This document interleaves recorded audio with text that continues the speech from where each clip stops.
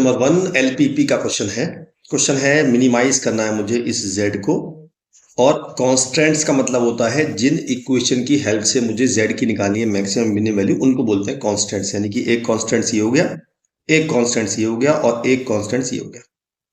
तो सबसे पहले हमें फिगर ड्रॉ करनी पड़ती है, और फिगर ड्रॉ करने से बता दूं मैं आपको कि ये जो दो चीज लिखी हैं इनको आपको ड्रॉ नहीं करना होता।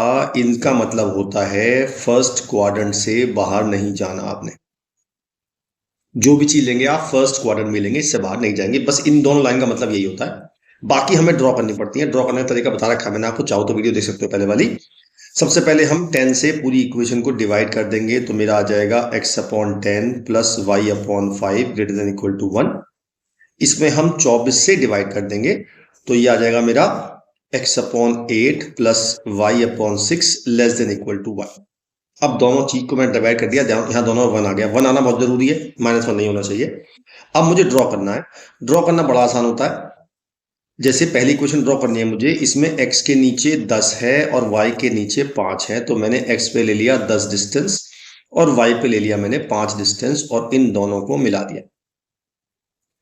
ये लाइन ड्रॉ हो गई, ये वाली। अब बात आती है इस साइन की। जब भी ये साइन आएगा तो इसका मतलब होता है अवे फ्रॉम द ओरिजिन, है ना, और इसका मतलब होता है टुवर्ड्स ओरिजिन, राइट। तो फिलहाल हमारे पास ये वाला साइन है, तो मैंने अवे फ्रॉम द ओरिजिन ये एरिया मैंने शेड कर दिया। अब हम दूसरी लाइन ड्रॉ करते हैं। दूसरी लाइन के लिए हम क्या करेंगे, x पे कितना है 8 और y पे कितना है 6, तो x पे है 8 और y पे है 6, और इसको भी मिला दिया मैंने। और जब इसकी भी ड्रॉ हो गई, इसमें साइन कौन सा वाला, इसमें ये वाला साइन है, तो इसमें होगा टुवर्ड्स ओरिजिन, यानी कि ये एरिया शेड होगा और मुझे फर्स्ट क्वाड्रेंट से बाहर नहीं जाना है। तो आप देखोगे कि जो कॉमन एरिया आ रहा है वो ये वाला एरिया आ रहा है, जो इन दोनों लाइन का कॉमन है और फर्स्ट क्वाड्रेंट में लाई करता है। क्लियर है? यहां तक आपको काम करना है। इसके बाद आपको निकालने हैं कॉर्नर पॉइंट्स। कॉर्नर पॉइंट्स 3 आ रहे हैं मेरे, एक तो ये आ रहा है, एक ये आ रहा है और एक ये आ रहा है। इसको मैं ABC मान लेता हूं, A, B और C। भाई देखो B और C तो मुझे पता है। C तो हो गया 0,5 क्योंकि y एक्सिस पे x 0 होता है, और B हो गया 0,6। अब मुझे A नहीं पता।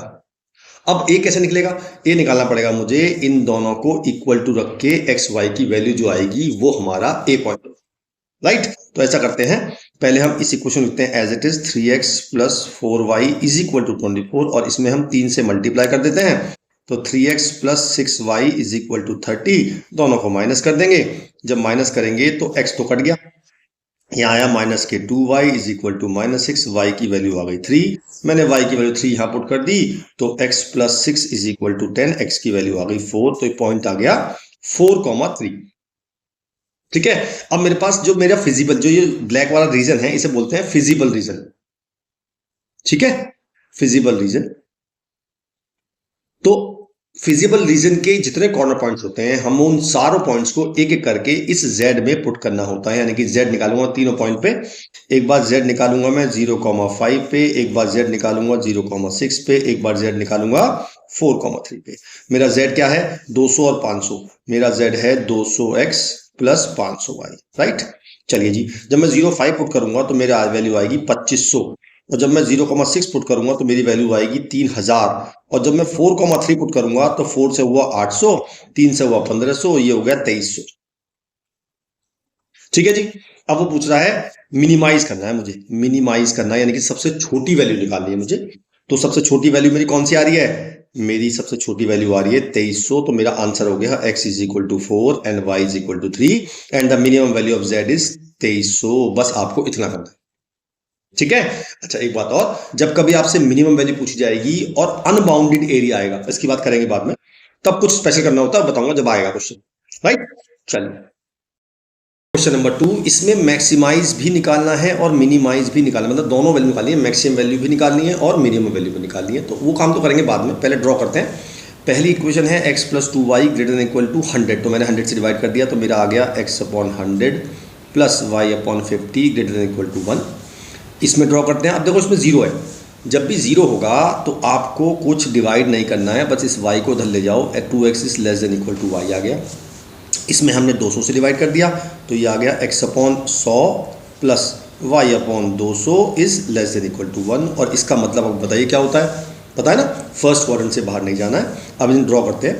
पहली लाइन तो आसान है, x के नीचे 100 है, y के नीचे 50 है, तो मैंने 100 तो ले लिया यहाँ पे और 50 ले लिया मैंने यहाँ पे और इसको ड्रॉ कर दिया। ये साइन है अवे फ्रॉम द ओरिजिन का, तो मैंने इसको अवे शेड कर दिया एरिया। Very good. अब इसकी बात भी कर लेते हैं साथ साथ। इसमें x पे तो 100 ही है और y पे 200 है, तो मैंने 200 ले लिया और इसको भी ड्रॉ कर दिया ऐसे, और इसका टुवर्ड्स ओरिजिन है तो ये टुवर्ड्स द ओरिजिन शेड हो गया। अब बात करते हैं इस लाइन की। जब इक्वल टू में 0 होता है तो ये लाइन हमेशा बीच में से पास होगी, तो मैंने इस लाइन को बीच में से ऐसे पास करना है हमेशा। अब इसका एरिया देखना है कैसे करना है। देखो यहाँ पे आप देखो क्या बड़ा है, x बड़ा है या y बड़ा है। 2 से कोई फर्क नहीं पड़ेगा, आप देख रहे हो इसमें y बड़ा है, क्योंकि जिस तरफ हमारा ये वाला हिस्सा होता है ये चीज़ बड़ी मानी जाती है, तो इसमें y बड़ा है, तो जो बड़ा होता है उसकी एक्सिस की तरफ का एरिया, यानी y एक्सिस वाली है, इसके एक्सिस की तरफ का एरिया शेड कर देंगे। ये मेरा आ गया कॉमन एरिया। कौन सा आया? ये मेरा आ गया सारा कॉमन एरिया। ठीक है जी। Now this is the feasible region, ये आ गया फिजिबल रीजन। अब इसके देखते हैं कॉर्नर पॉइंट्स, 1 2 3 और 4। इसमें 4 कॉर्नर पॉइंट्स हैं। नेमिंग देते हैं A B C और D। भाई C तो देखो मुझे पता है 0,200 है, मुझे D भी पता है 0,50 है। अब मुझे A और B निकालने पड़ेंगे। ठीक है, तो मैं बता दूं आपको A कैसे निकलेगा। अब सोचो A किस किस लाइन के इंटरसेक्शन से बन रहा है। देखो A बन रहा है एक तो इस लाइन के इंटरसेक्शन से, ये लाइन है मेरी ये वाली, और एक बन रहा है ये वाली यानी कि ये वाली। तो हम इन दोनों को सॉल्व करके जो आएगी वो होगी मेरी A की वैल्यू। ठीक है, तो यहाँ से निकालते हैं y की वैल्यू इस वाली इक्वेशन से, वो आएगी 2x। ये y की वैल्यू 2x यहाँ पुट कर देते हैं, तो x + 4x = 100, 5x = 100, x की वैल्यू आ गई 20 और x की 20 मैंने यहाँ पुट कर दी, तो y की वैल्यू आ गई 40। तो ये पॉइंट हो गया 20,40। करेक्ट। अब देखो b कैसे निकालना है। b बन रहा है एक तो इस लाइन से, ये लाइन है ये मेरी ये वाली, और एक बन रहा है सॉरी ये वाली लाइन है, और एक बन रहा है इस वाली लाइन से, और ये लाइन है मेरी ये वाली। तो इन दोनों को सॉल्व करेंगे तो मेरा b पॉइंट आएगा। सेम करते हैं, y की वैल्यू फिर से 2x आएगी। अब की बार y की वैल्यू 2x हम पुट करते हैं इसमें, तो 2x + 2x = 200, x की वैल्यू आ गई 50 पुट कर दी, y की वैल्यू आ गई 100। तो ये पॉइंट हो गया 50,100। अब मेरे पास चारों कॉर्नर पॉइंट्स आ गए। अब तो पता ही क्या करना है आपको। हमारा z है x + 2y, तो हम z निकालेंगे चारों पॉइंट पे। z निकालेंगे पहले 0,50 पे, फिर निकालेंगे z 0,200 पे, फिर निकालेंगे z 50,100 पे, और फिर निकालेंगे z 20,40 पे। ठीक है, चलिए निकालते हैं। हमारा z जो है वो है x + 2y। अब जब मैं पुट करूँगा ये वाला पॉइंट तो मेरा आएगा 100। जब मैं ये पुट करूँगा तो मेरा वैल्यू आएगी 400, और जब मैं ये पुट करूँगा तो ये आएगा 50 + 200 250, और जब मैं 20,40 पुट करूँगा तो 20 + 80 100 वैल्यू आएगी। ठीक है, तो सबसे छोटी वैल्यू कौन सी आ रही है? 100 आ रही है, और वो 2 पॉइंट्स पे आ रही है। ध्यान दीजिएगा इस पॉइंट पे क्या एक क्वेश्चन पूछा जा सकता है। अगर हमारा मिनिमम या मैक्सिमम किसी भी मोर देन 1 पॉइंट्स पे आता है, यानी कि हमारा पॉइंट आ रहा है 0,50 या 50,20, 0,50 ये रहा और 20,40 ये रहा, तो जब हमारा किसी भी 2 पॉइंट्स पे आता है तो हम ये कह सकते हैं कि इस पूरी लाइन पे, ये जो AD लाइन पे पॉइंट होगा कोई सा भी, उस पूरे पॉइंट लाइन पे जो भी पॉइंट होगा सब पे मिनिमम होगा 100 ही वैल्यू आएगी। तो ये बात आपको ध्यान रखनी है। जब भी हमारा मोर देन 1 पे मैक्सिमम मिनिमम आता है तो उस लाइन पे जो भी पॉइंट्स हैं उन सब पे सेम वैल्यू आएगी।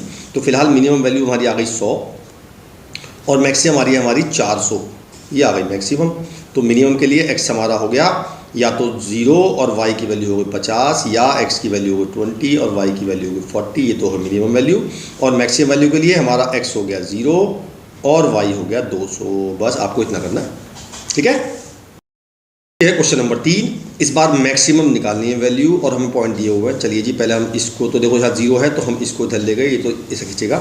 यहाँ पे 2y - x <= 2, 2 से डिवाइड कर दिया, तो y/1 - x/2 <= 1। और इसका मतलब तो बताइए आपको क्या होता है। इसका मतलब होता है फर्स्ट क्वाड्रेंट से बाहर नहीं जाना है। चलिए अब ड्रॉ करते हैं।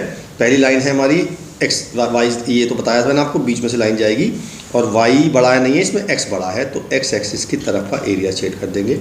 नाउ सेकंड वाली लाइन है y पे 1 है, मैंने y पे 1 ले लिया, और x पे -2 है। देखो ध्यान रखना, साइन का ध्यान रखना है, x पे -2 है। ठीक है, और मैंने इसको भी मिला दिया। और इसमें लेस देन वाला साइन है, इसमें टुवर्ड्स ओरिजिन एरिया शेड होगा, तो ये एरिया शेड हो गया। तो अब देखो हमारा जो कॉमन पॉइंट आ रहा है, हमारा जो कॉमन एरिया आ रहा है वो फर्स्ट क्वाड्रेंट में आ रहा है और अनबाउंडेड एरिया आ रहा है, यानी कि ये वाला एरिया आ रहा है। ठीक है। और जब भी हमारे पास अनबाउंडेड एरिया होता है तो उसमें मैक्सिमम वैल्यू कोई नहीं होती है। क्यों नहीं होती है? क्या पता मैक्सिमम यहाँ पे हो जाए, क्या पता मैक्सिमम यहाँ पे हो जाए, क्या पता मैक्सिमम यहाँ जाए, जैसे बड़ी करते रहोगे उतनी वैल्यू आती रहेगी एक्स की। तो कभी भी अनबाउंडेड एरिया में there is no maximum value. लेकिन अगर यहाँ पे मिनिमम होता तो फिर मैं वही करता, मैं कॉर्नर पॉइंट्स निकालता। कॉर्नर पॉइंट्स में कितने आ रहे हैं? 1 2, केवल 2 कॉर्नर पॉइंट्स आ रहे हैं। ये तो हमारा 0,0 है और ये हमारा आएगा, निकाल लेते हैं, इन दोनों सॉल्व करके निकाल लेते हैं। वही y की वैल्यू x रखेंगे, y की वैल्यू x आ गई, यहाँ पुट कर देंगे तो 2x minus X is equal to 2, x की वैल्यू 2 आ गई, y की वैल्यू 2 आ गई, तो पॉइंट आ गया 2,2। अब z में पुट कर देंगे, एक बार z पुट करेंगे 0,0 पे, एक बार z पुट करेंगे 2,2 पे, तो ये तो 0 आएगी, इस पे आएगी तो 4 2 6। तो मुझसे पूछा मिनिमम, तो मेरी मिनिमम तो 0 हो गई, तो मैं तो ये ले लूँगा। तो जनरली अनबाउंडेड एरिया में आपसे मैक्सिमम वैल्यू नहीं पूछी जाएगी, और अगर पूछी जाएगी तो आपने लिखना there is no maximum value in unbounded area. Unbounded का मतलब समझ गए ना, इसका कोई छोर नहीं है, मतलब कहीं भी जा रहा है एरिया, तो there is no bound in this area, so it's called unbounded area, और इसमें मैक्सिमम वैल्यू नहीं होती है। राइट। क्वेश्चन नंबर 4, हमें मिनिमम वैल्यू निकालनी है इसकी। ध्यान से सुनिएगा, बढ़िया क्वेश्चन है। मैंने बताया था जब भी अनबाउंडेड एरिया में मिनिमम पूछता है तो क्या करते हैं, पहले ड्रॉ करते हैं लाइन को, पहले इसको 5 से डिवाइड, -5 से डिवाइड करते हैं, तो ये हो जाएगा x अपॉन। अब देखो ध्यान दीजिएगा, जब मैं यहाँ पे देखो मैंने 2x अपॉन -5 किया और यहाँ -y अपॉन -5 किया, और ये साइन उल्टा कर दूँगा। देखो बहुत बड़ी बात है, जब भी हम किसी चीज़ इक्वेशन को माइनस से डिवाइड करते हैं तो हमें साइन को उल्टा करना है, तो ये साइन उल्टा हो गया। अच्छा, दूसरी बात ये है कि ये जो 2 है ये इससे कटता तो है नहीं 5 से, तो ये 2 पहुंच जाएगा 5 के नीचे, तो मेरा आ जाएगा x अपॉन -5/2, ये माइनस माइनस प्लस हो जाएंगे, y के नीचे 5 आ गया, और लेस देन एक क्वेश्चन तो ये बन गई। दूसरी में सिंपल है, 3 से डिवाइड कर देंगे तो मेरा आ जाएगा x upon 1 plus y upon 3 greater than equal to 1। चलिए जी, दूसरी क्वेश्चन है, 12 से डिवाइड कर देंगे तो x upon 6 minus y upon 4 less than equal to 1। 3 line है, और इसका मतलब बताइए आपको फर्स्ट क्वाड्रेंट से बाहर नहीं जाना है। चलिए जी, ड्रॉ करते हैं लाइन। पहला है x पे है -12, मैंने -5/2 यानी -2.5 ले लिया मैंने, ये -2.5, और y पे है 5 और इसको मिला दिया मैंने, a ऐसे मिल गई, और इसका मतलब होता है टुवर्ड्स ओरिजिन, तो मैंने इसको एरिया शेड कर दिया टुवर्ड्स ओरिजिन। नाउ x पे 1 y पे 3, x पे 1 ले लिया और y पे 3 ले लिया, तो इसको भी ड्रॉ कर दिया, और इसका एरिया है अवे फ्रॉम द ओरिजिन, यानी कि ये area away from the origin shade हो गया। दूसरा है x पे 6 ले लिया और y पे -4 ले लिया, और ये हमारा ड्रॉ हो गया। ठीक है जी, और इसमें है टुवर्ड्स ओरिजिन, यानी कि ये टुवर्ड्स ओरिजिन एरिया शेड होगा। तो अब जो एरिया मेरा आया कॉमन एरिया, वो आया ये वाला एरिया, अनबाउंडेड एरिया। ठीक है जी, ये आया मेरा अनबाउंडेड एरिया, और अनबाउंडेड एरिया में जब आपसे मिनिमम वैल्यू पूछी जाएगी तो आपको क्या करना है, ध्यान से सुनिएगा। सबसे पहले निकालते हैं कॉर्नर पॉइंट्स, नेमिंग कर लेते हैं इसकी A B C और D। और अच्छी बात यह है कि इसमें चारों पॉइंट पता है मुझे। पहला ये जो पॉइंट है ये है मेरा 6,0, और ये वाला जो पॉइंट है ये किससे आया, इससे आया x पे 1,0। ये वाला पॉइंट किससे आया, इससे आया 0,3, और ये वाला पॉइंट किससे आया है, ये इससे आया है 0,5। ठीक है जी। अब हमारा z जो है -50x + 20y, हमारा जो z है -50x + 20y, तो चारों पॉइंट पुट करेंगे। एक बार z निकालेंगे 6,0 पे, एक बार z निकालेंगे 1,0 पे, एक बार z निकालेंगे 0,3 पे, और एक बार z निकालेंगे 0,5 पे। चारों वैल्यू पुट करते हैं। जब हम -6,0 पुट करेंगे तो माइनस के 300 आएगा, ये आएगा -50, ये आएगा 60, और ये आएगा 100। अब हमारी जो मिनिमम वैल्यू आई वो ये आई। लेकिन जब कभी हमारा अनबाउंडेड एरिया में मिनिमम वैल्यू पूछी जाएगी तो हम क्वेश्चन को यहाँ नहीं छोड़ेंगे।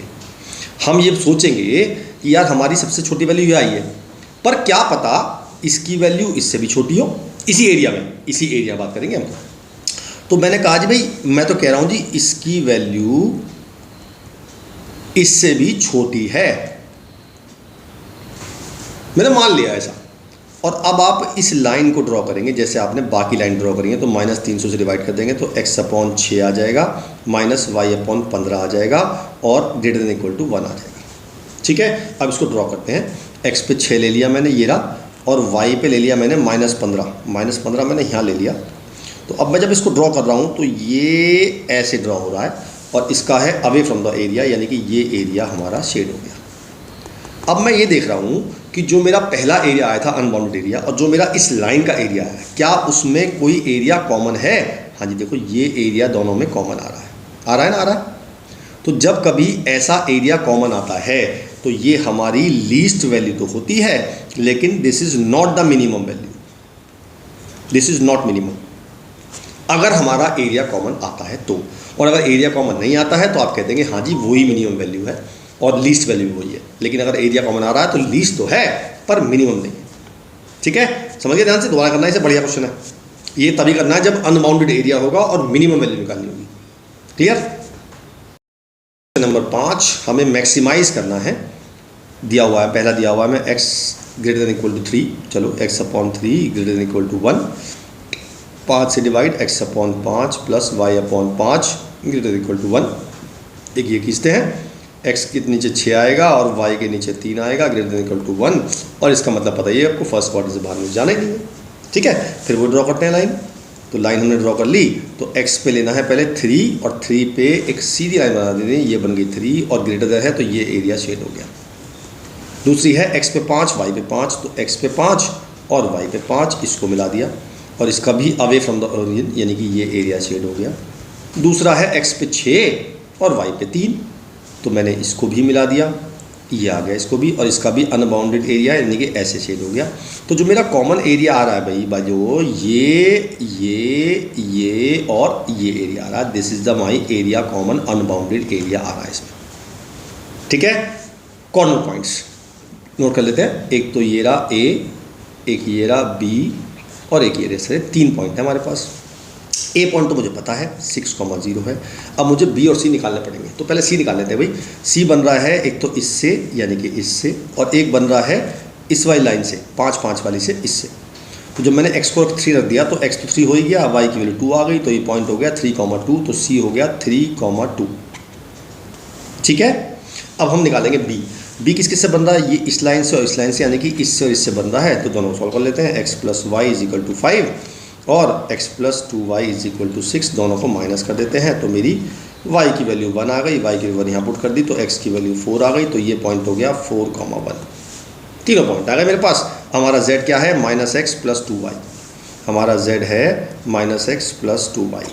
तो पहले मैंने x पे लिया 3,2, फिर x पे लिया 4,1, फिर x पे लिया 6,0। जब मैंने 3,2 लिया तो ये आ गया 1, जब मैंने 4,1 लिया तो मेरा आ गया -2, और जब मैंने 6,0 लिया तो -6 आ गया। अब फिर वो बात आ गई, अनबाउंडेड एरिया है, मिनिमम वैल्यू निकालनी है। ऐसे तो मैक्सिमाइज करना है। चलो मैक्सिमाइज करने को दिक्कत नहीं है, मैक्सिमम वैल्यू हमारी आ रही है 1, तो मेरा आंसर हो गया x = 3 और y की वैल्यू 2।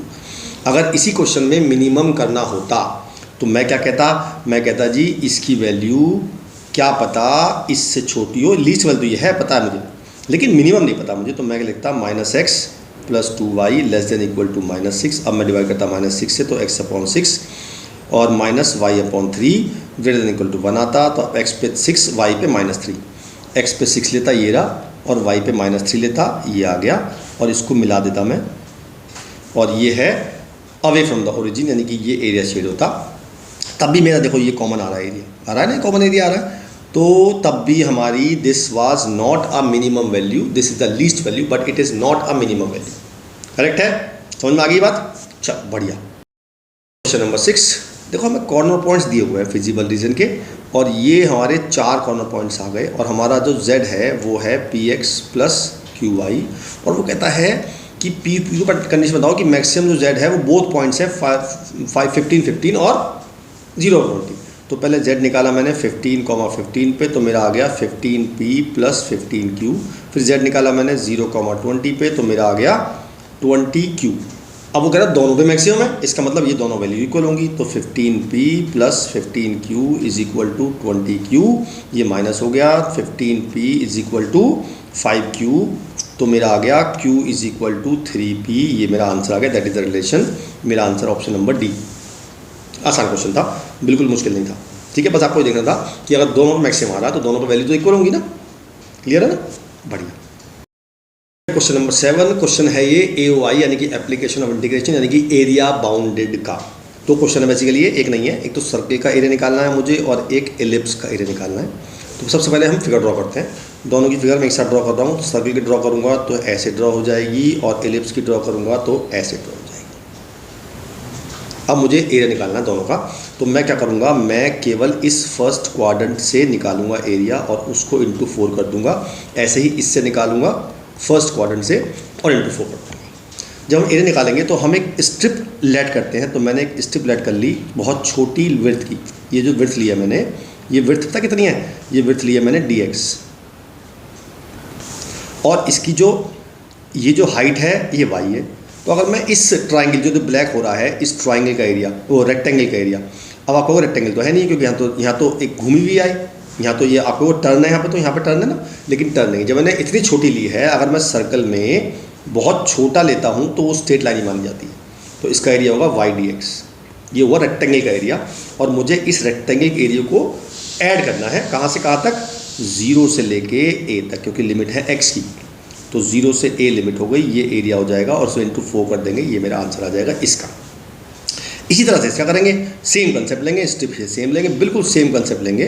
तो ये dx हो जाएगा और ये y हो जाएगा, तो y dx और लिमिट लगाएंगे 0 से यहाँ पे a, क्योंकि ये x के नीचे a है इसलिए a लेंगे। तो 0 से a एरिया आ गया और 4 टाइम कर देंगे और मेरा इसका आंसर आ जाएगा। अब बात करते हैं y का क्या करा जाए। यहाँ से निकालेंगे y की वैल्यू आएगी √a² माइनस x², और यहाँ से y निकालेंगे, वो आएगा b/a √a² माइनस x²।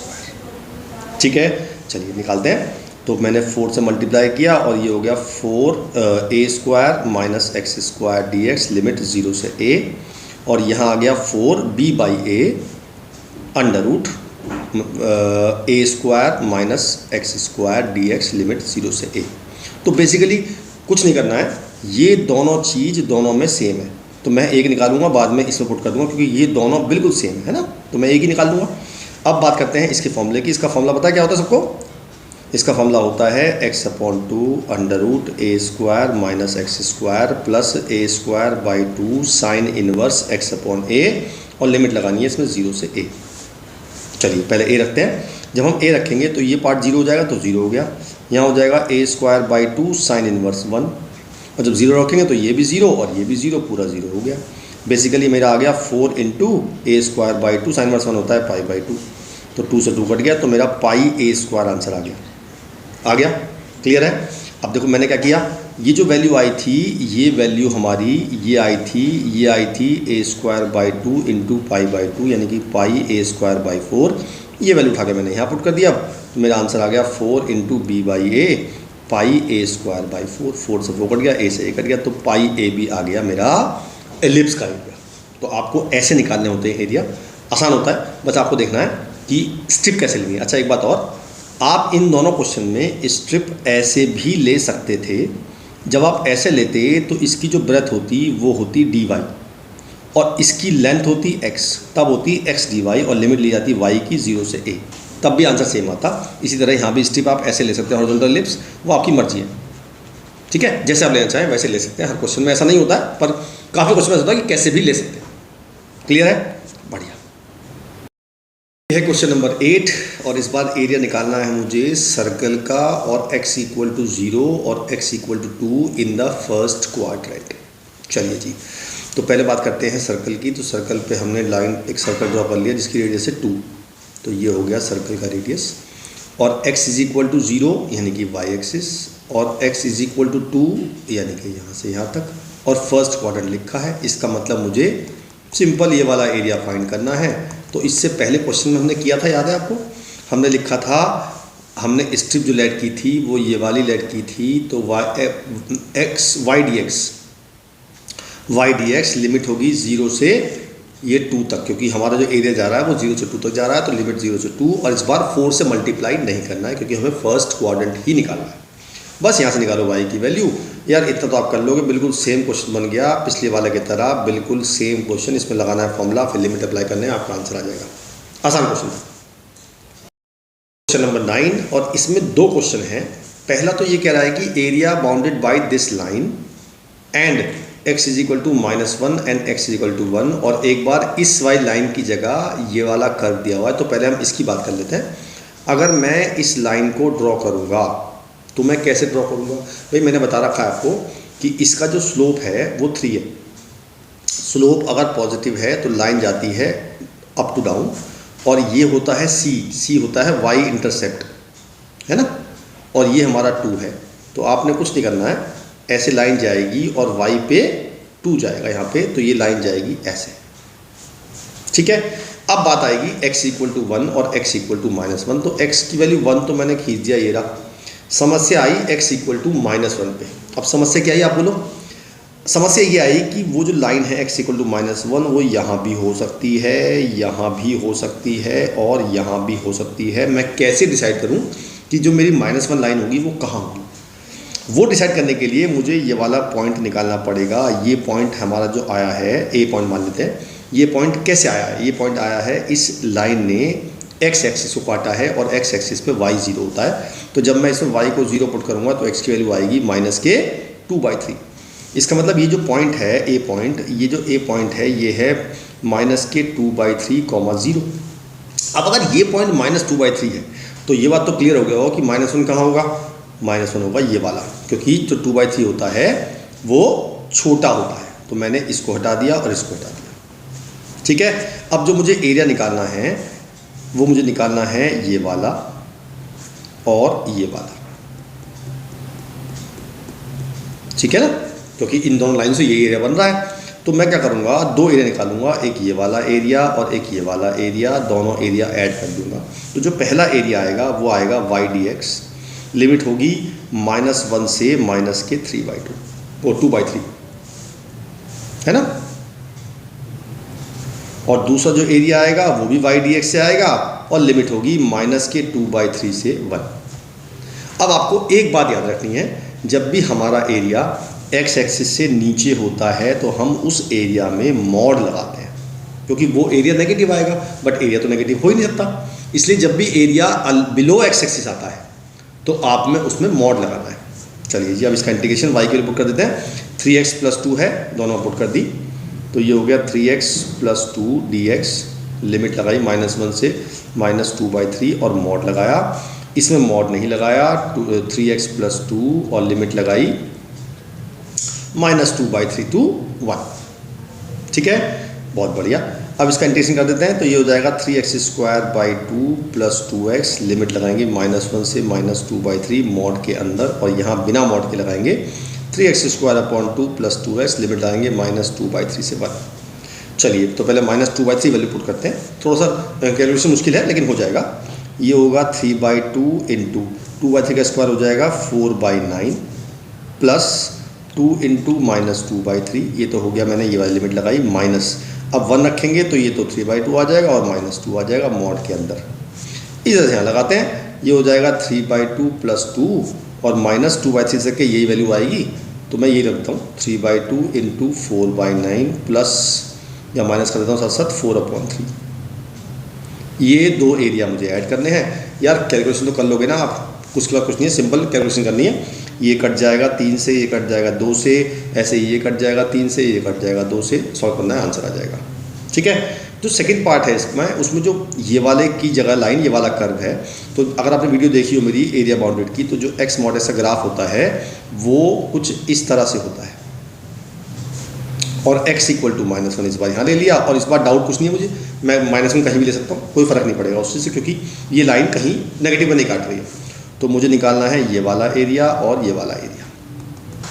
तो मैं क्या करूँगा, दोनों कर्व सिमेट्रिक है तो मैं केवल ये निकालूंगा, इसको डबल कर दूंगा। लेकिन अगर मेरा x की वैल्यू -1 की जगह यहाँ -2 होता, यानी कि तब एरिया मेरा ये होता, तब ये सिमेट्रिक ना होते, तब ये वाला एरिया बड़ा होता और ये एरिया छोटा होता, तब मैं दोनों निकालता। एक तो लेता मैं y dx, लिमिट लेता -2 से 0, और एक लेता मैं 0 से 1 y dx, और इसमें मॉड लगाता, क्योंकि ये एरिया x एक्सिस से नीचे है। बट फिलहाल हमारे पास, अच्छा चलो इसे भी कर लेते हैं, -2 वाला भी करेंगे। तो y की वैल्यू क्या है, x mod x, है ना, y की वैल्यू क्या है, x mod x, तो मैंने लगा दिया, y की जगह दिया मैंने x mod x dx, limit -2 से 0 मॉड, और plus x mod x limit 0 से 1 dx। ठीक है जी। अब बात करते हैं मॉड की। इंटीग्रेशन के अंदर मॉड आ गया तो मुझे पहले मॉड को खोलना पड़ेगा।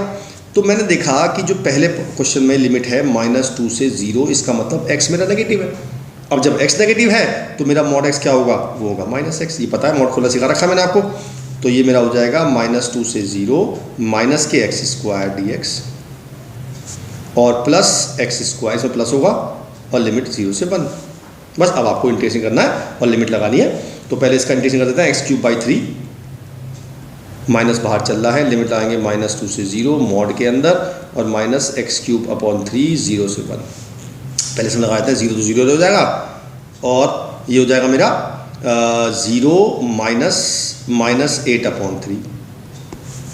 ठीक, माइनस यहाँ बनाएंगे तो 1/3। अब ये 3 माइनस है, मॉड है प्लस हो जाएगा तो मेरा आ गया 8/3 माइनस 1/3 7/3 मेरा आंसर आ गया।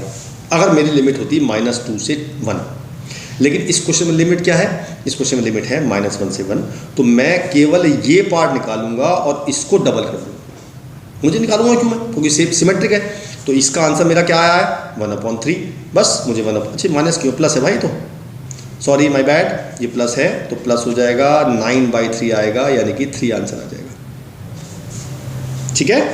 अच्छा, अगर मैं खाली ये निकालता -1 से 1 निकालता तो मैं इसका जो एरिया आया है उसको डबल कर देता तो मेरा आंसर आता 2/3। अगर लिमिट -1 से 1 है तो हमारा आंसर हो गया सिंबल 2/3। ठीक है, बढ़िया, गुड। नंबर 10 क्वेश्चन है, find the area of the curve. इस बार भी दो कर्व हैं, y = sin x और y = cos x, और दोनों में लिमिट है 0 से 2π। तो मैं दोनों के ग्राफ बना रहा हूँ। मैंने पहले sin x का ग्राफ बनाया। sin x का ग्राफ होता है कुछ इस तरह से और cos x का ग्राफ होता है कुछ इस तरह से, राइट।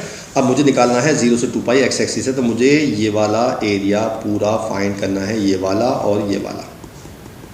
इसमें भी क्योंकि ये होता है 0, ये होता है पाई और ये होता है 2π, ये होता है 0, ये होता है π/2, ये 3π/2 और ये 2π।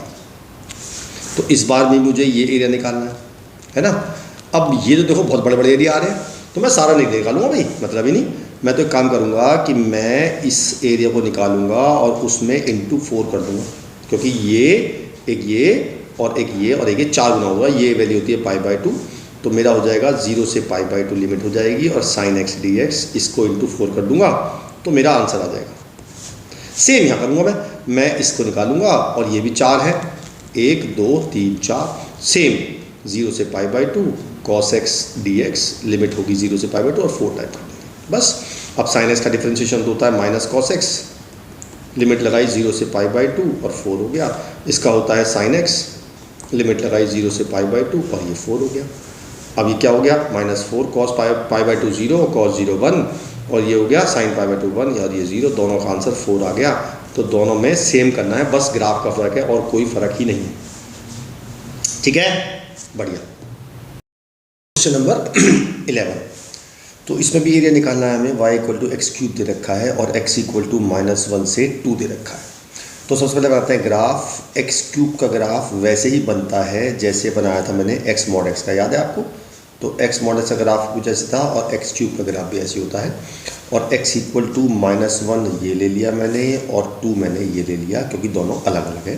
फिर मैं बता रहा हूँ, अगर यहाँ -1 से 1 होता, मतलब अगर यहाँ पे 1 होता तो मैं केवल ये एरिया निकालता और इसका डबल कर देता, क्योंकि ये एरिया इसके इक्वल होता अगर ये दोनों -1 और 1 होते तो। लेकिन फ़िलहाल यहाँ पे -1 से 2 है, तो मुझे दोनों एरिए अलग अलग निकालने पड़ेंगे। तो पहले मैं ये वाला एरिया निकालूंगा, फिर मैं ये वाला, दोनों को ऐड कर दूँगा।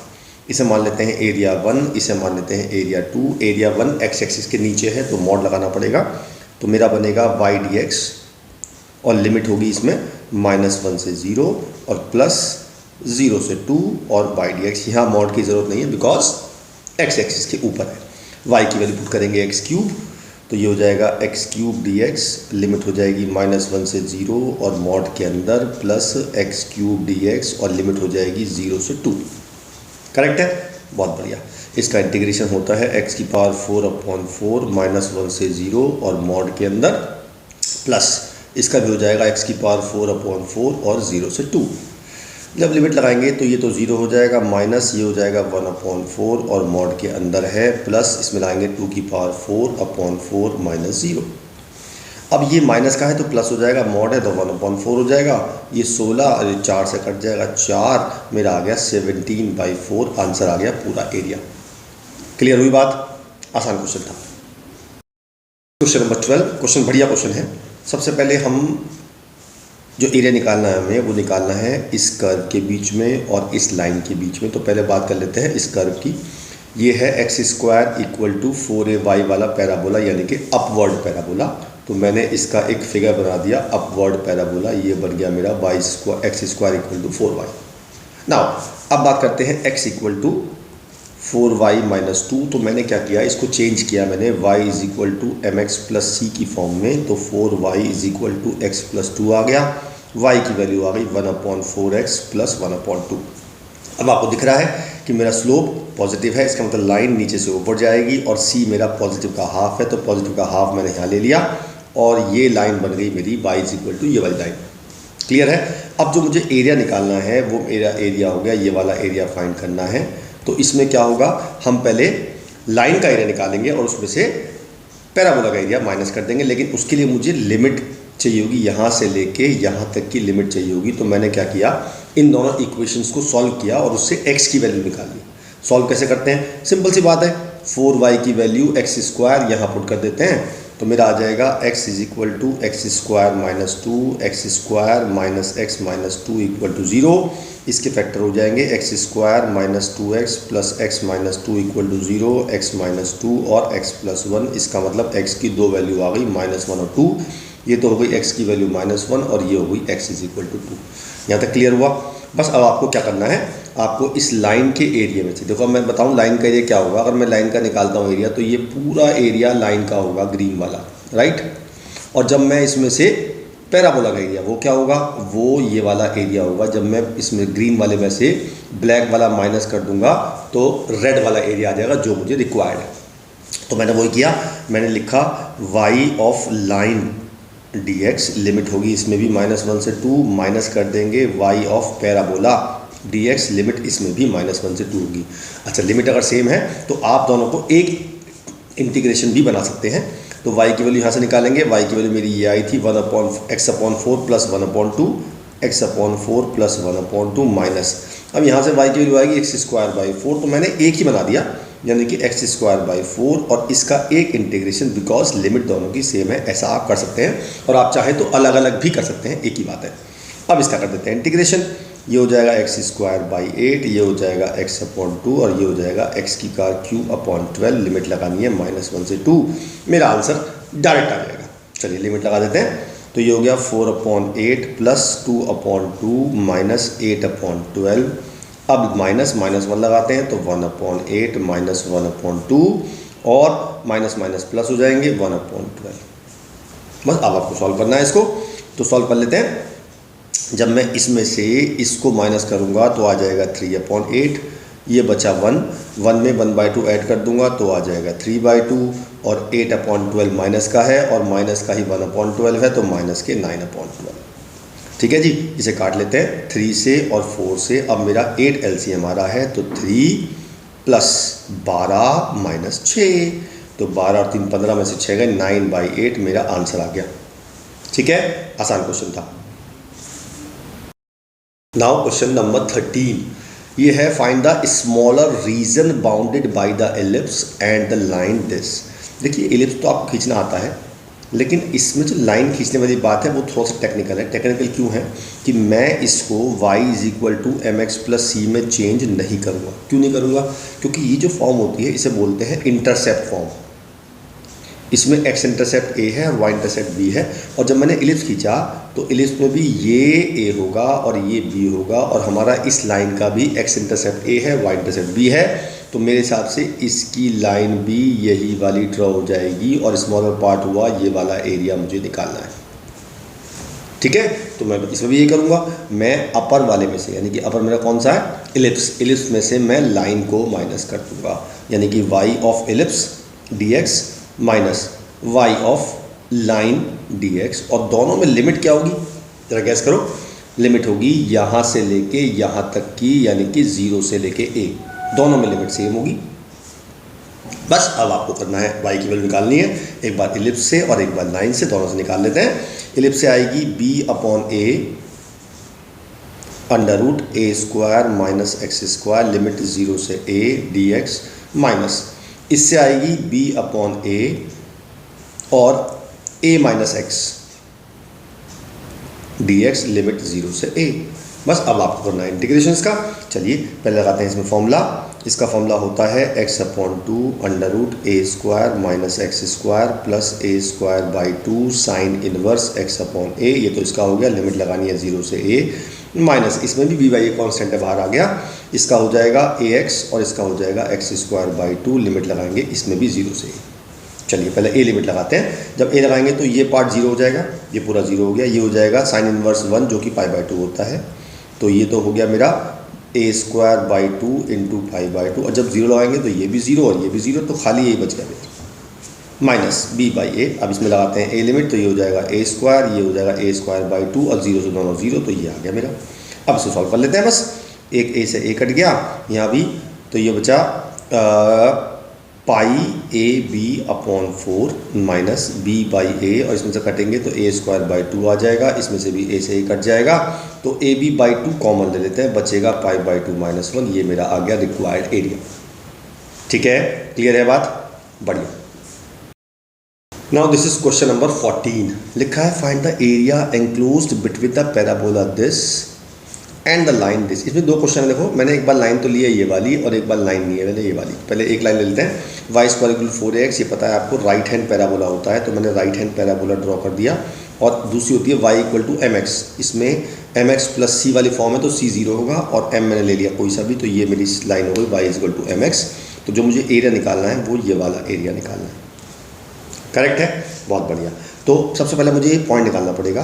अब ये पॉइंट निकालने के लिए मैं वही करूँगा, मैं यहाँ से निकालूंगा y की वैल्यू और उसे यहाँ डाल दूंगा y की जगह, तो मेरा हो जाएगा M square X square is equal to 4ax, x cut गया तो मेरा x की वैल्यू आ गई 4a अपॉन एम स्क्वायर।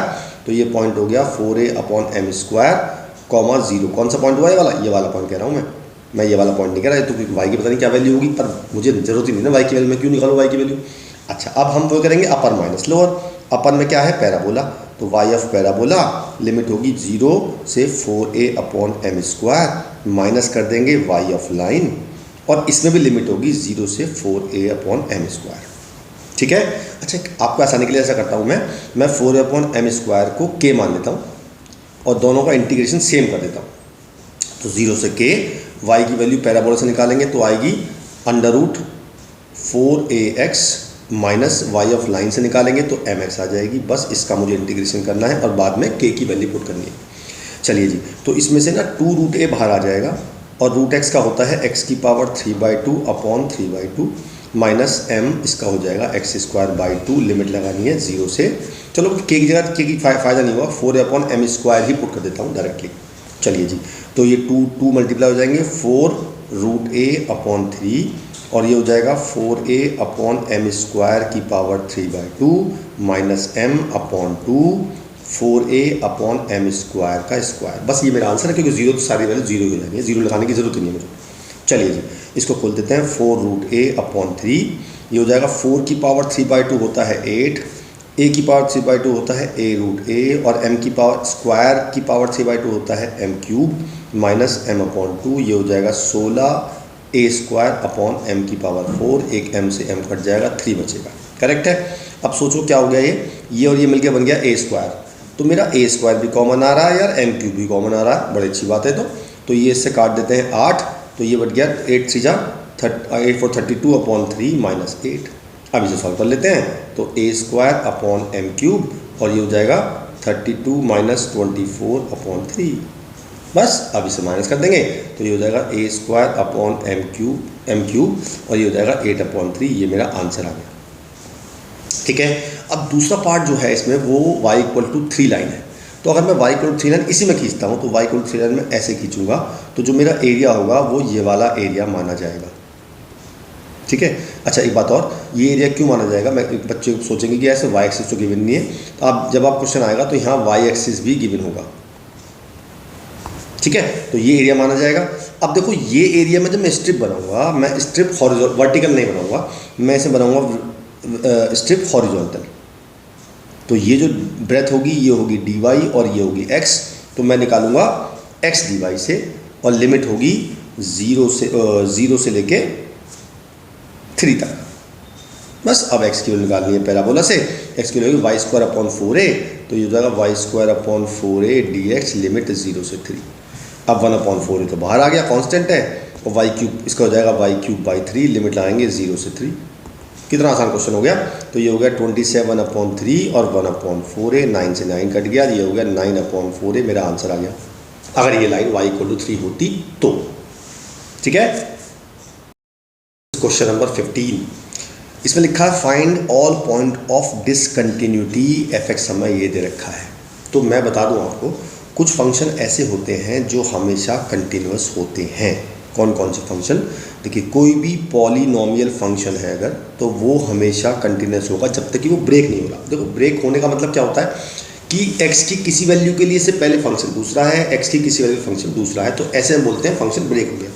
तो अगर कोई भी पॉलिनोमियल फंक्शन ब्रेक नहीं होता है तो वो हमेशा कंटिन्यूअस माना जाता है। दूसरा, लॉग फंक्शन कंटिन्यूअस माना जाता है। तीसरा, साइन हो या कॉस दोनों फंक्शन कंटिन्यूअस माने जाते हैं। चौथा, मॉड फंक्शन। ये 4-5 फंक्शन हैं जो अगर ब्रेक ना हो तो हमेशा कंटिन्यूअस माने जाएंगे। करेक्ट। चलिए अब वो पूछ रहा है find the all points of discontinuity. तो मैंने अगर एक नंबर लाइन बनाई और यहाँ लगाया मैंने -3, यहाँ लगाया 3। अब देखो -3 पे तो मैं चेक करूँगा, कैसे चेक करूँगा, मैं LHL निकालूंगा, RHL निकालूंगा और f-3 निकालूंगा। अगर तीनों इक्वल आ गए तो मेरा फंक्शन -3 पे कंटिन्यूअस माना जाएगा। ऐसे ही 3 पे भी चेक करूँगा, LHL, RHL और f3 निकालूंगा। अब जो बात रह गई हमारी, वो रह गई यहाँ से लेके यहाँ तक की x की वैल्यू के लिए, यहाँ से लेके यहाँ तक की x की वैल्यू के लिए, और यहाँ से लेके यहाँ तक की x की वैल्यू के लिए। तो यहाँ हमें चेक नहीं करना है, यहाँ हमें एक लाइन लिखनी है। बता रहा हूँ क्या लिखनी है। आप लिखेंगे when x is less than -3, जो मेरा फंक्शन है वो फंक्शन कौन सा है, वो फंक्शन है mod x + 3। और मैंने बताया था आपको कि mod function, every mod function is always continuous, so f(x) is continuous at x less than -3। तो मैंने यहाँ से लेके यहाँ तक की बात बता दी उन्हें कि भाई मेरा फंक्शन यहाँ पे कंटिन्यूअस है। अब हम बात करेंगे इस वाले एरिया की।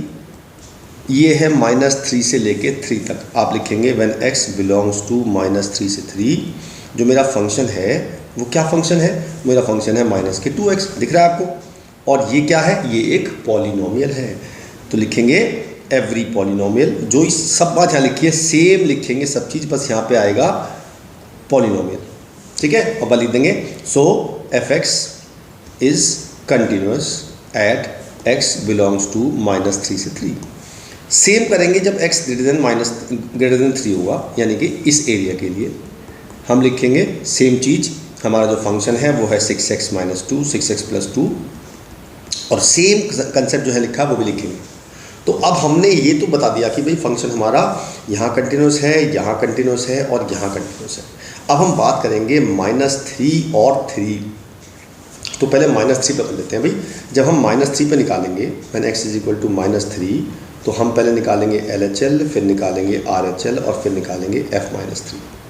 LHL का फॉर्मूला बनेगा h tending to 0 f(-3 - h), और RHL का बनेगा h tending to 0 f(-3 + h), और ये बनेगा एज इट इज़। अब -3 - h, -3 से छोटा हुआ तो मेरा फंक्शन होगा ये वाला, तो मैंने x की जगह रख दिया, तो ये हो गया मेरा h tending to 0 -3 - h mod के अंदर और +3। यहाँ पे फंक्शन जो होगा मेरा, यहाँ पे फंक्शन होगा बीच वाला -2x, तो मैंने यहाँ पुट कर दिया h टेंडिंग टू 0 -2 × -3 + h। और f-3 कैसे निकालूंगा मैं, इक्वल टू कहाँ पे है, इक्वल टू ऊपर है ना। तो मैंने ऊपर x की जगह यहाँ पे -3 रख दिया, तो ये हो जाएगा mod -3 + 3। चलिए अब सॉल्व करते हैं सबको। आपको मॉड खोलना सिखाया था मैंने। ये मॉड के अंदर नेगेटिव है, दिख रहा है आपको। और अगर मॉड के अंदर नेगेटिव होता है तो हम कैसे खोलते हैं मॉड को, हाँ बाहर माइनस लगा देते हैं। तो मैंने बाहर माइनस लगा के मॉड को खोल दिया और बाकी सब एज इट इज़। इसको अंदर मल्टीप्लाई कर दिया 6 - 2h, और ये हो गया 3+3, ये भी मॉड के अंदर पॉजिटिव लगा दिया तो माइनस माइनस ऐसे खोल दिया मैंने, ठीक है। चलिए जी, बस अब इससे लिमिट लगानी है, इसमें लिमिट लगाएंगे h की 0 तो ये आ जाएगा, पहले एक बार और थोड़ा सॉल्व कर लेते हैं। ये हो गया 3 + h + 3, ये हो गया 6 - 2h और ये हो गया 6। लिमिट लगाई तो ये भी 6 आ गया, ये भी 6 आ गया और ये भी 6 आ गया, तीनों इक्वल आ गए तो my function is continuous at x = -3। लिख देंगे fx is continuous at x = -3। अब हम सेम कंसेप्ट लगाएंगे 3 के साथ, तो LHL h tending to 0 f(3 - h), RHL h tending to 0 f(3 + h) और f3 एज इट इज। अब 3 - h रखेंगे, जो 3 से छोटा होगा, 3 छोटा हमारा कहाँ पे है, बीच वाले -2x में, तो मैंने -2x पुट कर दिया, तो -2 3 - h और लिमिट चल रही है h टेंडिंग टू 0 और ये 3 + h जो है ये हमारा 3 से बड़ा है तो 6x + 2 तो मैंने लगा दिया, तो ये हो गया h टेंडिंग टू 0 6 × 3 + h + 2 और f3 कहाँ लिखेंगे, जहाँ इक्वल टू कहाँ पे है, नीचे वाले में, यानी 3 × 6 6 × 3 + 2। चलिए जी, अब खोल देते हैं, ये आ जाएगा -6 + 2h limit h tending to 0, ये आ जाएगा 18 × 2 = 20 + 6h limit h tending to 0 और ये 20 आ गया, लिमिट लगाई तो ये -6 आ गया, ये 20 आ गया, ये 20 आ गया। जब ये दोनों ही इक्वल नहीं आए तो बात ही खत्म हो गई, और जब ये दोनों इक्वल है तो इसका मतलब कंटिन्यूअस नहीं है, ठीक है। अच्छा, एक बात नोट कर लो, नोट करो, कॉपी निकालो। अगर हमारा LHL और RHL इक्वल आता है और वो FA के इक्वल नहीं आता है, इसे बोलते हैं रिमूवेबल डिसकंटिन्यूटी। और जब हमारा LHL और RHL ही इक्वल नहीं आता है, इसे बोलते हैं नॉन रिमूवेबल डिसकंटिन्यूटी, ठीक है। ये क्वेश्चन पूछा जाता है कि what do you mean by non removable and removable, इसलिए एक लंबा क्वेश्चन आएगा तो आपको पता होना चाहिए। जब हमारा LHL और RHL इक्वल नहीं आता है तो उसे बोलते हैं नॉन रिमूवेबल डिसकंटिन्यूटी। जब LHL RHL इक्वल आता है लेकिन वो FA के इक्वल नहीं आता है, उसे बोलते हैं रिमूवेबल डिसकंटिन्यूटी। करेक्ट है। चलिए आगे चलते हैं, क्वेश्चन नंबर 16।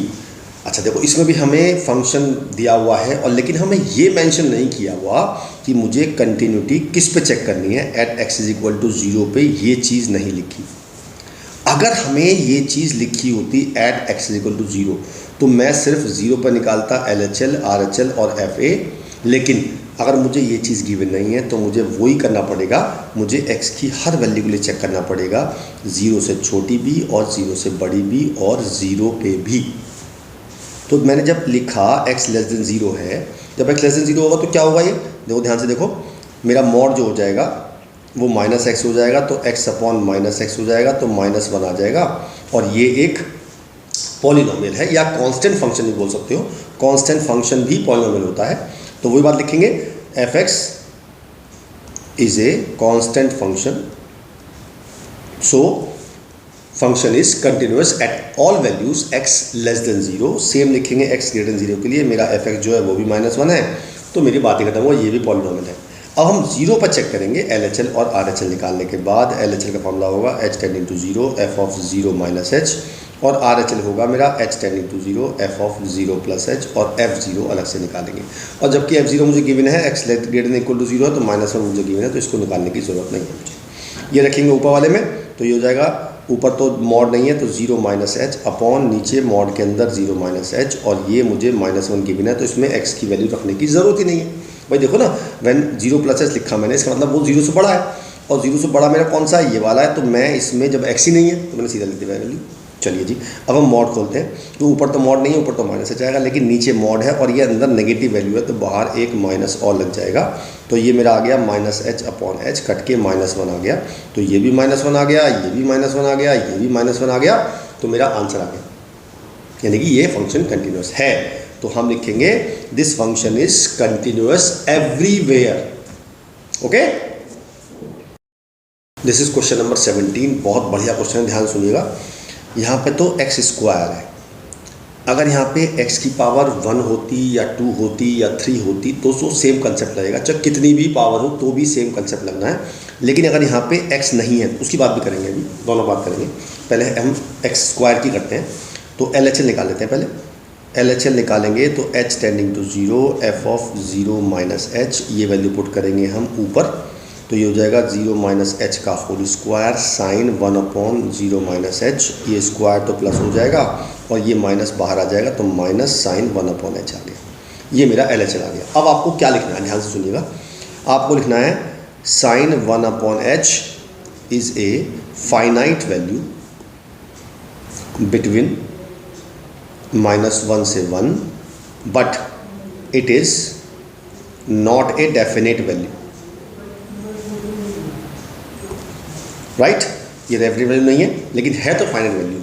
फिर आप लिखेंगे, जब मैं इसमें लिमिट लगाऊंगा तो ये हो जाएगा माइनस के 0 इंटू ए फाइनाइट वैल्यू, तो इट बिकम 0, तो मेरा LHL 0 आ गया। सेम कंसेप्ट लगेगा RHL में, कोई चेंज नहीं आएगा। यहाँ पे प्लस हो जाएगा, यहाँ पे प्लस हो जाएगा, यहाँ पे प्लस हो जाएगा, तो ये प्लस हो जाएगा। सेम लाइन लिखेंगे आप RHL के लिए भी और वो भी वैल्यू 0 आ जाएगी और F0 मुझे 0 गिवन है, तो मेरा फंक्शन कंटिन्यूस होगा at x is equal to 0। Clear है। अब बात करते हैं, अगर यहाँ पे एक्स स्क्वायर ना होता, जब यहाँ पे एक्स स्क्वायर ना होता तो आप जब LHL निकालते तो आपका आता h tending to 0 sine 1/0 minus h, तो ये आता माइनस साइन 1/h। तो आप क्या लिखते, अभी बदल लिखते हैं, फिर लिखते हैं आप RHL निकालते तो RHL आता h टेंडिंग टू 0 प्लस आता साइन 1/h, ठीक है। फिर आप लिखते यही सेंटेंस लिखते, बिल्कुल same sentence, it is a finite value between -1 and 1 but it is not a definite value. तो अगर ये फाइनाइट वैल्यू है तो ये दोनों इक्वल नहीं हो सकते because it is in minus and it is in plus. तो है तो finite value, we know that, but it is not a definite value. और नहीं हो भी तो ये माइनस में है, ये प्लस में है, तो आप लिख देंगे it is LHL is not equal to RHL, तो function is not continuous. Clear हुई बात? बहुत बढ़िया। क्वेश्चन नंबर 18 लिखा है, रिलेशनशिप निकालनी है बिटवीन A एंड B और फंक्शन मुझे कंटिन्यूस गिवन है at x is equal to 3। अगर हमें ये चीज़ ना भी गिवन होती तो भी हम 3 पे ही चेक करते। क्यों करते 3 पे चेक? क्योंकि जब हमें किसी चीज़ पे लेस देन भी दिया हो और ग्रेटर भी दिया हो तो हम जनरली उसी वैल्यू पे चेक करते हैं, ठीक है। पहले क्वेश्चन में ये किया है ना, जहाँ हमें less than 0 greater than 0 given था, हमने 0 पे चेक किया। बाकी भी चेक नहीं कर सकते क्योंकि बाकी तो कंटिन्यूस हो गई ना, क्योंकि फंक्शन बता दें पॉलिनोमियल हो तो ये भी पॉलिनोमियल है, ये भी पॉलिनोमियल है, ये भी पॉलिनोमियल, तो कंटिन्यूस तो हो गई होगा। फिलहाल बात कर रहे हैं हम x इक्वल टू 3 की। तो अगर मेरा फंक्शन कंटिन्यूस है इसका मतलब LHL और RHL दोनों इक्वल होंगे at x is equal to 3। तो LHL का फॉर्मूला बनेगा h tending to 0 f of 3 minus h और RHL का फॉर्मूला बनेगा h tending to 0 f of 3 plus h। ये दोनों इक्वल होंगे। 3 माइनस h 3 से छोटा है तो मेरा फंक्शन होगा ऊपर वाला, तो मैंने रख दिया ऊपर वाले में a into 3 minus h plus 1 और इक्वल रख दिया h टेंडिंग टू 0। ये नीचे वाला होगा b into 3 plus h plus 3। अब मैंने इसमें मल्टीप्लाई कर दिया तो ये आ गया 3a माइनस AH प्लस 1 और ये इक्वल टू हो जाएगा 3b प्लस BH प्लस 3। अब लिमिट अप्लाई करेंगे तो ये 0 हो जाएगा, ये भी 0 हो जाएगा, तो आ जाएगा 3a plus 1 is equal to 3b plus 3। अच्छा एक बात और बता दूँ, नोट कर लो मैं भी, जब तक आपको लिमिट अप्लाई नहीं करनी है तो ये चीज़ आपको लिखनी पड़ेगी और यहाँ पे लिमिट भी लिखा जाएगा। मैं नहीं लिखता, वो अलग बात है आलसू में, लेकिन आपको लिखना है जरूर। लिमिट h टेंडिंग टू 0 सब में आएगा, limit h tending to 0, limit h tending to 0। जब आपने h की वैल्यू पुट कर दी 0 उसके बाद नहीं आएगा। बस ये मेरा आंसर आ गया। तो 3a is equal to 3b plus 2 that is called relation between a and b, यही मुझे निकालना था। क्लियर है? बहुत बढ़िया। दिस इज क्वेश्चन नंबर 19 लिखा है for what value of p निकालना है function is continuous at x is equal to 0। Same question है लेकिन वही करते हैं हम, पहले 0 पर निकालेंगे LHL और फिर निकालेंगे RHL और दोनों को इक्वेट करेंगे तब हमारी p की वैल्यू आएगी। चलिए निकाल लेते हैं। LHL होगा h tending to 0 f of 0 minus h और ये होगा मेरा h tending to 0 f of 0 plus h। 0 minus 0 छोटा है तो मेरा फंक्शन ये वाला माना जाएगा। तो मैंने पुट कर दिया p 0 माइनस h का whole square minus 2 0 minus h, ये तो हो गया ये, और ये हो जाएगा 4 into 0 plus h plus 1। Clear है? अब इसे सॉल्व कर देते हैं। तो ये हो गया मेरा p, ये हो गया h स्क्वायर प्लस 2h और ये हो गया h tending to 0 4h plus 1। अब मैंने लिमिट अप्लाई कर दी तो ये भी 0 हो गया, ये भी तो पूरा 0 हो गया और ये हो गया 1। यार ये तो इक्वल आए नहीं, अब इक्वल नहीं है और मुझे निकालनी है p की वैल्यू, तो कैसे निकालूँ मैं? तो आप लिखेंगे there is no value of p for which f x is continuous at x is equal to 0, मतलब कि p की ऐसी कोई वैल्यू है ही नहीं जिसके लिए मेरा फंक्शन कंटिन्यूस होगा 0 पे। तो क्योंकि 0 पे मेरा फंक्शन कंटिन्यूस ही नहीं आया, p मेरा बचा ही नहीं। ठीक है, चलिए आगे चलते हैं। आगे लिखा what about at x is equal to 1। अब वो x की वैल्यू 1 पे भी कह रहा है कि 1 पे कंटिन्यूस है, बताओ p की वैल्यू क्या होगी। तो हम 1 पे भी LHL RHL निकालेंगे। यहाँ थोड़ा सा ध्यान से देखना, बहुत अच्छी बात बताऊँगा आपको एक। तो ये होगा f1 माइनस एच और ये होगा h tending to 0 f1 plus h. अब आप देखिए 1 माइनस एच 1 से छोटा है, तो मैं कौन सा फंक्शन लूँ? ध्यान से दो, वीडियो पॉज करो और बताओ जब मैं 1 माइनस एच लिख रहा हूँ तो मैं कौन सा फंक्शन लूँगा? ये वाला लूँगा या ये वाला लूँगा? वेरी गुड, हम लेंगे ये वाला फंक्शन। क्यों लेंगे? क्योंकि अगर मेरी वैल्यू 1 माइनस एच है, पता है आपको एच क्या होता है? एच होता है बहुत छोटी वैल्यू, यानी 0.00000001, ये होती है लगभग एच की वैल्यू। और 1 में से मैं एच माइनस करूँगा तो वो वैल्यू 1 से थोड़ी छोटी आएगी, लेकिन वो 0 से बड़ी आएगी। तो 0 से बड़ी लेंगे हम, ये वाला फंक्शन लेंगे। तो ले लिया मैंने 4 1 माइनस एच प्लस 1 और एच टेंडिंग टू 0, और 1 प्लस एच में भी यही लेना पड़ेगा क्योंकि 1 से बड़ी है। अब यार 1 से बड़ी तो 0 से तो बड़ी होगी, तो यहाँ मैंने यही ले लिया। तो मैंने ले लिया 4 1 प्लस एच प्लस 1, लिमिट लगाई तो ये भी 5 आ गया, ये भी 5 आ गया। ये फंक्शन कंटिन्यूस आ रहा है हमेशा, और इसमें भी p नहीं आ रहा। अब आंसर क्या लिखें? इसमें लिखेंगे for all values of p, for all real value, for all real values of p f x is continuous at x is equal to 1।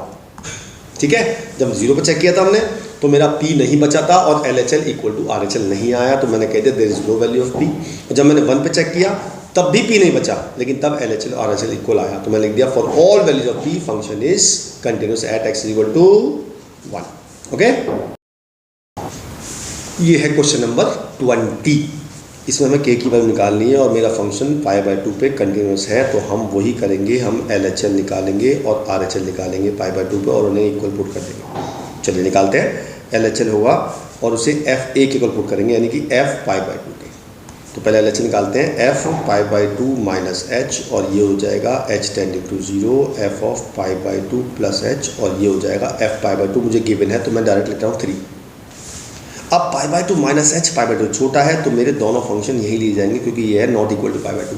जब मैं π/2 में से h प्लस करूँगा तो भी π/2 नहीं होगा वो, और जब मैं π/2 में से h माइनस करूँगा तब भी वो π/2 नहीं होगा। तो दोनों वैल्यू ऊपर पुट करनी है मुझे, मैंने पुट कर दिया। तो ये हो गया k cos π/2 minus h upon pi minus 2 π/2 minus h. अच्छा एक बात बताऊँ, LHL मैं निकाल रहा हूँ, RHL आप निकालना जैसे मैं निकाल रहा हूँ। चलिए जी, अब cos π/2 माइनस थीटा ये होता है साइन थीटा, तो ये हो जाएगा k साइन h, और इस 2 के अंदर मल्टीप्लाई कर देंगे, pi minus pi plus 2h, ये कट गया तो मेरा आ गया h tending to 0 k sine h upon 2h, limit लगाई। अब आपको पता है साइन h अपॉन h 1 होता है, पता है ना आपको, ये हमें पढ़ा है 11th क्लास में लिमिट्स में। तो मेरा जब ये 1 हो गया तो मेरा k अपॉन 2 आ गया LHL। जब आप RHL सॉल्व करोगे तो भी आपका सेम k अपॉन 2 आएगा और उसे इक्वल टू 3 के रखना है, क्योंकि f a मेरा f π/2 3 है, तो बस इक्वल पुट कर दिया, k की वैल्यू 6 आ जाएगी। ठीक है, समझ गए? गुड। क्वेश्चन नंबर 21, हमें इसमें निकालनी है a और b की वैल्यू, और मुझे फंक्शन कंटिन्यूस गिवन है। तो अगर फंक्शन कंटिन्यूस गिवन है तो देखो मैंने आपको कहा था कि मुझे यहाँ पे 2 से छोटा गिवन है, 2 से बड़ा, तो मैं पहले x की वैल्यू 2 पे चेक करूँगा और मैं एक x की वैल्यू 10 पे चेक करूँगा, और दोनों पे LHL इक्वल टू RHL रख दूँगा, तो मेरे 2 इक्वेशन बनेंगी a और b में, तो मुझसे a और b निकालूंगा। चलो पहले 2 पे चेक कर लेते हैं। 2 पे LHL होगा h tending to 0 f of 2 minus h, और RHL होगा h tending to 0 f of 2 plus h. अब 2 प्लस माइनस एच 2 से छोटा होगा तो मेरा फंक्शन कौन सा होगा? ये वाला, यहाँ तो x ही नहीं है, तो मैंने पहले भी कह चुका, सीधा रख दिया मैंने 5 इसे, और ये है h 2 प्लस एच, 2 से बड़ा होगा तो मेरा फंक्शन ये माना जाएगा। तो मैंने पुट कर दिया a 2 plus h plus b, limit लगा दी, तो मेरी पहली इक्वेशन आ गई 2a plus b equal to 5, that is my first equation. अब सेम काम करेंगे हम x इक्वल टू 10 पे, तो हम LHL RHL निकालेंगे। LHL निकाला और RHL निकाला, h tending to 0 f of 10 minus h, और ये होगा h tending to 0 f of 10 plus h. अब 10 माइनस एच 10 से छोटा है, अब अगर 10 से छोटा है तो मेरा यहाँ लिखा है 10 से छोटा, तो मेरा फंक्शन होगा बीच वाला, तो ये हो गया a 10 minus h plus b और एच टेंडिंग टू 0 और ये हो गया एच टेंडिंग टू 0। अब देखो यहाँ तो एक्स है ही नहीं, ये तो 21 हो गया, तो मैं यहाँ लिखूंगा ही नहीं, सीधा 21 लिख दूंगा। लिमिट लगाई तो 10a plus b is equal to 21 आ गया। ये क्वेश्चन नंबर 2 और ये क्वेश्चन नंबर 1 दोनों सॉल्व करेंगे, ए और बी निकाल लेंगे। 2a plus B equal to 5, दोनों को माइनस करेंगे, ये कट जाएगा तो 8a इक्वल टू ये आ जाएगा 16, a की वैल्यू आ गई 2। जब a की 2 यहाँ पुट कर देंगे तो 20 plus b is equal to 21 आ जाएगा, b की वैल्यू आ जाएगी 1, तो a की वैल्यू 2 आ गई, b की वैल्यू 1 आ गई। ऐसे करने हैं ऐसे क्वेश्चन। क्लियर है? बढ़िया।